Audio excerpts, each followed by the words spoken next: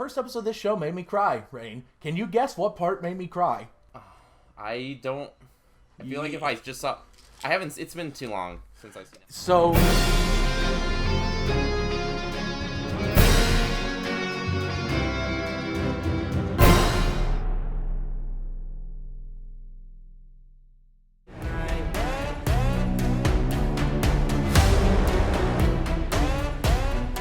I'm glad you dressed for the occasion as well. I'm dressed up, baby.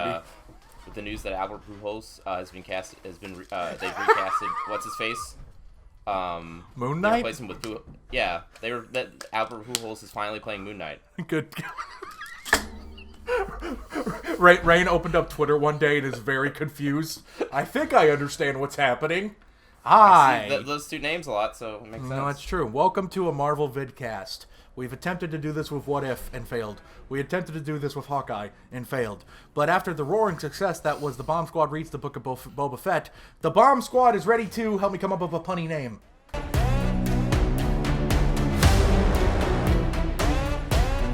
Oh.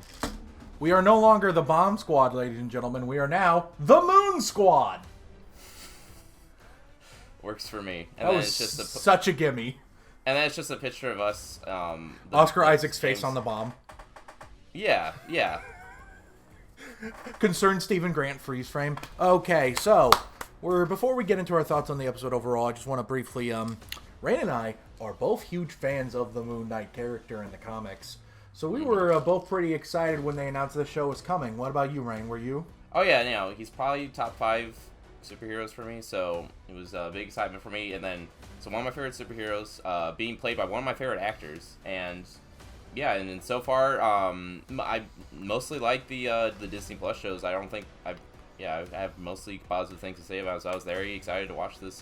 Very interested to see what they're going to do. It was everything, all the little stuff, tidbits Tanner was telling me that he heard through the grapevine just made me more excited. So yeah. I tried to avoid any all spoiler things as much as I could for this show specifically, which helped. Didn't matter much because there wasn't a ton to begin with anyway. Now, the entire plot line of the first 4 episodes leaked somewhere. I've avoided it so far, but I am aware that it's out there. So if you weren't aware, Rein, there you go. Gotcha. Pretty much echoing what Rein says, Moon Knight's one of my favorite comic characters. I think he's a really interesting character in the comics. I was introduced to him through Marvel Ultimate Alliance, where he was the coolest looking character. I was introduced to him through Marvel Ultimate Alliance because all white is the drip. It is the most drippiest of drip. He's the best dressed superhero, what it is, isn't it, Rein? I think you're just saying this because he reminds you of Andrew WK. Yes. And Oscar Isaac's one of my favorite actors. I am shocked Marvel Studios got him to come back after his disastrous time last time being in a Marvel movie. Yeah. And clearly how much the Star Wars trilogy was just him not having a great time. Cheeky question, but does that reduce the chances of a return for Poe Dameron one day? Probably, but who knows? I need another house or something. I'm very pleasantly surprised they got him back. From what I understand, he loved the script and the concept so much. When they announced that Ethan Hawke was playing the villain, that's when I was like, okay, we're going to start with episode 1, The Goldfish Problem. Funny name, considering the goldfish is only tangentially related to the episode, but I guess enough for it to count. This is my favorite first episode of any of these Marvel shows so far. Just really strong start. I think I might like the first episode of WandaVision more, or no. Maybe the 1-2 punch of those two more, but just the first episode. Yeah, no, you're right. No, I think I agree. I think the main thing I would have to say about this, because I don't know, a lot of it's just it does everything solid enough, but it's in a way where I can't. There's only so much I can say. It's I thought did a good job. X is cool. Y is cool. I think the 2 things of note I have to say is, one, I think it was an interesting choice adaptationally to have us start from Steven's perspective, not the quote unquote main personality's perspective. Not Mark. Having it. No, I think that was a great way from a fish out of water perspective. I think that was just very clever. Goldfish out of water, yeah. And then he might be he does a great job just being this sad but pathetic human being, but so very likable and like a sad puppy sort of, in a sad puppy sort of way where he's a puppy, which makes what happens in episode 2 all the more impressive, but we'll get to that. Yeah. And then I do think Ethan Hawke's performance is more so for episode 2, but I think he does a great job. Just like being this like he's such a nice person. Yes. In a way. Like, Yes. He's very. He has like such a kind heart in an extent you can say this for a lot of villains where like, oh, their heart's in the right place. They just, but like I don't know if there's a villain where I've really felt it as much as I do in Ethan Hawke's performance here as funny Egyptian man. There's almost like a Mr. Rogers like esque level of like warmth to like. I love the episode of Mr. Rogers where he just puts shards of glass in his loafers. Oh yeah, walks around, and then you can hear the crunching sounds of glass. Oh, what a fun opening. One last thing I will say is that the action I thought was pretty, two more things. Going to be real quick. The action just serviceable, but not as much of a voice or personality relative to the rest of the episode. And although the whole in the first episode where he's like shifting in and out of because we stay on Steven's point of view in the when they're in that European town. The entire time until the bathroom. Yeah, that was great. That was pretty nice. Loved that. And then one last thing I will say, the horror bit at the end of episode 1 did not quite work for me. It was a bit too loud and like busy. Like, oh, we had to have like 50 sound effects. We have to have like, it was just so many things where just it was so busy that I couldn't really feel fear. It was more just like, it felt more like an amusement park, or a creepy amusement park, I think I agree. I think the horror elements work better in episode 2, which we'll get to. Yes, but yeah, I was gonna, and then yeah, that's my thoughts in a nutshell. I had a good time with it. Yeah, Rein basically copy and pasted everything I was going to say. I didn't know you hacked into my notes, buddy. No, I'm kidding. For me, the standout thing in the episode is what Rein just brought up, which was how we never see Mark fight in this first episode until the very, very end. We never see Mark. It is all from Steven's point of view, which leads to the first episode of this show made me cry, Rein. Can you guess what part made me cry? I don't. I feel like if I just saw... I haven't... It's been too long since I've seen episode So, 1. the scene at the steakhouse when he realizes that he's lost an entire 2 days of his life and he's so confused and scared was heartbreaking. I can see that, yeah. That sucks. Imagine being like, oh, I have a date with someone, which... Who asked her out? We'll discuss that maybe more in episode 2, because that's when we get to talk about Mark, but I have a theory about that. I already told you it, but I'm going to reiterate for the audience. Yeah, really, I don't have much more to say than what you've already said, Rein. It's here in that episode case, 1 is not episode 1 is not the as interesting one to talk about, even though most people seem to like episode 1 more. I don't. I like episode 2 more. I guess this can just transition right into episode 2. So there are some decisions people hate about episode 2. The freeze frame, a lot of people think that's horrible. To me, I went, oh my god, Marvel Studios accidentally let the directors have some semblance of creative control over how they edited this? Like the random slow-mo shots, it felt very Raimi. If I was compared to any horror director, it felt very Raimi the way that horror sequence was shot, which, by the way, just incredibly effective horror. Really, really brilliant horror, that episode opener. And then him running out and then running into the girl. And then she's like, I'm your wife. And he's like, what the hell are you talking about, man? that entire sequence is so good. Oh, and the sequence in the museum when he's like, roll the security footage in. And it does this great thing that the Moon Knight comics do where you go, is it real or is it in his head? And the episode will later answer that it is real. But at least at first you're second guessing it. You're really second guessing it. I think it's still possible they might try and do that because there's the whole they do a close up on the pamphlet for the mental health facility. Right. I wouldn't be surprised because if that comes up later, like he goes there and like they try and do a thing where they imply like, oh, this wasn't like maybe a doctor, like I could even some see doctor who's in the cult. Yeah, maybe. or even have like Ethan Hawke play a doctor or something. It's just like, oh, like this is all just they might. I could see him going that direction, taking some elements from the run from the writer I'm forgetting the name of. So that's the big thing of this episode. We get to see more of Mark. We get to see more of... I've never been good at pronouncing the god's name. Khonshu, thank you. These are also the most, like, godlike gods maybe we've ever seen. Again, assuming they're real. My assumption is we're never going to go 100%. We're never going to have 100% confirmation one way or another, but they'll lean towards it being real. I think so, too, because that's where they're leaning right now, especially with that shot where she throws, like, some liquid on the guy, on the monster, and she can go, oh, I see, kind of thing. It is very, by the end of episode 2, it's very hard to imagine a situation where it is still in his head, but like it's not. They can easily walk it back. Yeah. So the other big thing about this episode, speaking of that scene where he's fighting so Mr. Knight, you and I, when we were texting about this last night, we're both in agreement. We like this interpretation of Mr. Knight fine. It makes sense. It's not like the Mr. Knight personality is all that. Like, don't get me wrong. That Mr. Knight miniseries in the comics is fantastic. But yeah, it's a lot of fun. That, he's barely used. Yeah, it's just I think this is a more clever like use of him is like this is this being Steven's interpretation of the suit. I think that's more, I don't know, I think this is a good use of adaptation. It'd be a shame if we didn't.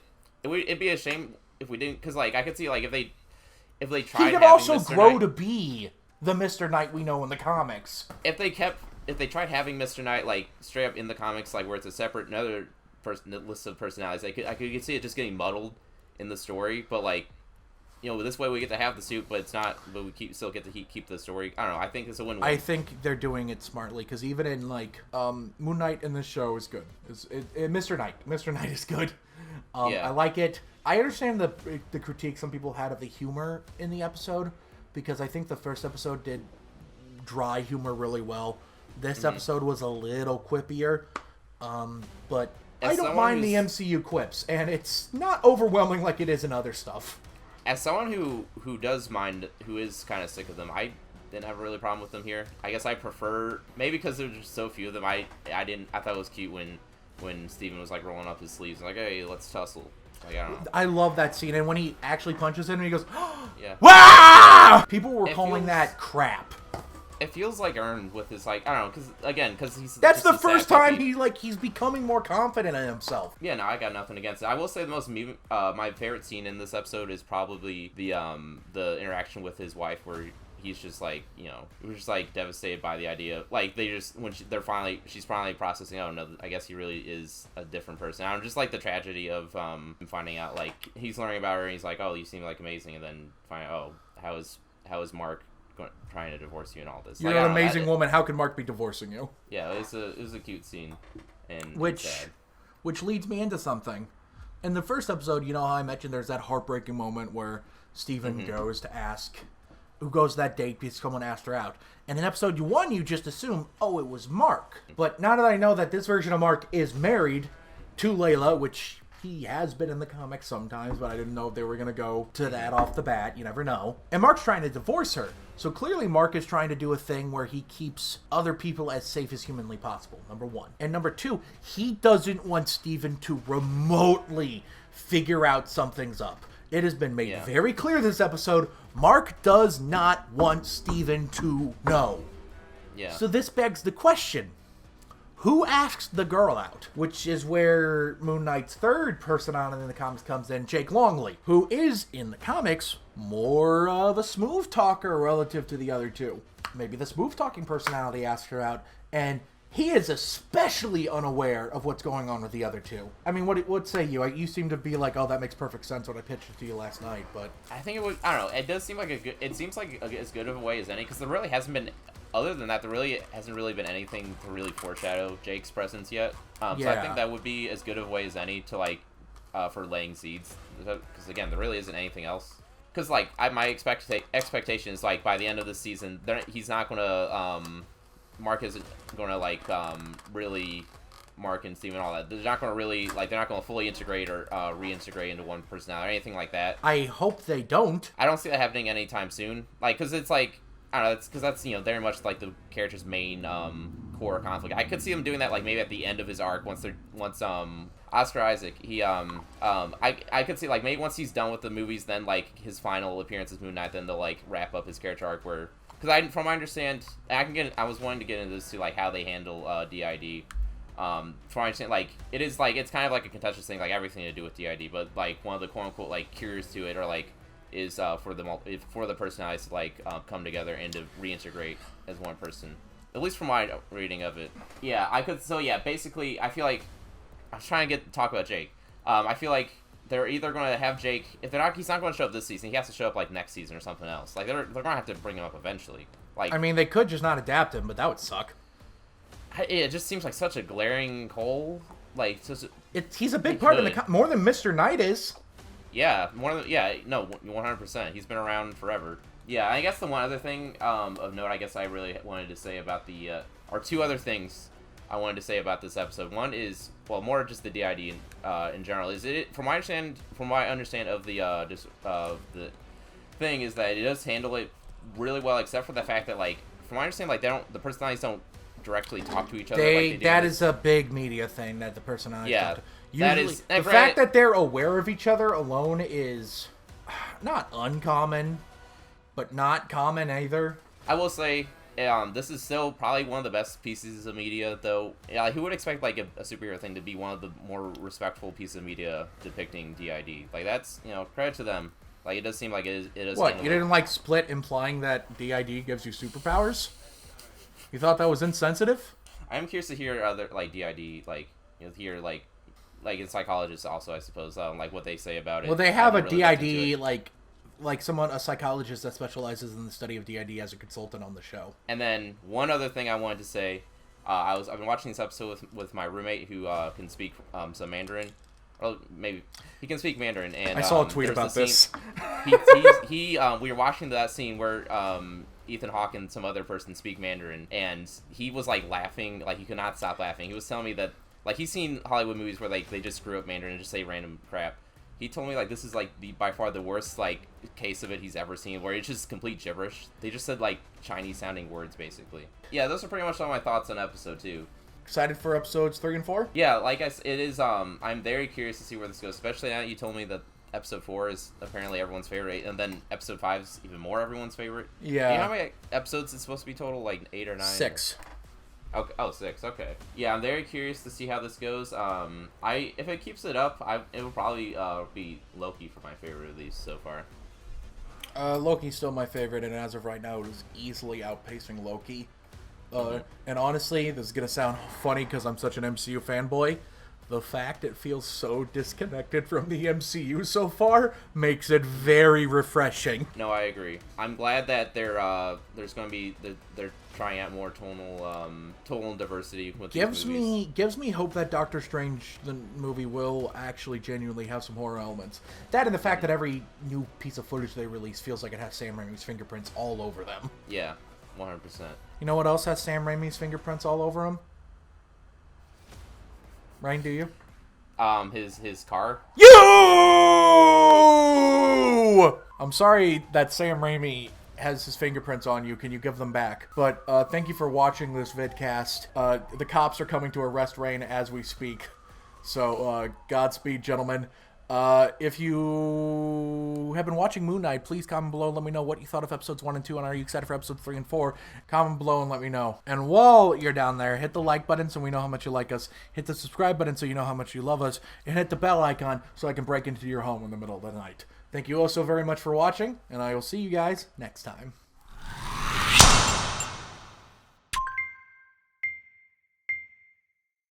Slid my ticket across the table and I said, "Sorry guys, I gotta see about a girl."